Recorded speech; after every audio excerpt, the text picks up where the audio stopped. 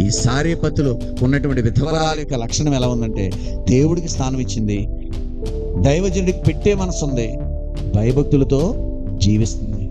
అందుకే కరువు కాలం అంతా కూడా ఆమెతో పాటు ఆమె బిడ్డతో పాటు దైవజనుడితో పాటు ఆ ఇంటి వారు ఫ్యామిలీ పోషింపబడిపోయారు. దేవునికి స్తోత్రం చెప్పండి, హల్లెలూయా. ఇంతకీ ఏంటి ప్రభావం అంటే, ఏంటి ప్రభావం? ఇంత ప్రభావం దేనికి వచ్చింది? చిన్న అప్పం వేసింది అంతే. ముందు ఏమేసిందమ్మా? సేవకుని మాట చొప్పున చేసింది. అది ఆనాడు యేసుక్రీస్తు మాట చొప్పున వల వేశాడు. ఎవరో పేతురు. విస్తారమైన చేపలు పట్టేశాడు పేతురు గారు. పిగిలిపోయిందంట వల, లాగలేకపోయారట. విస్తారమైన దీవెనలు పొందుకున్నారు.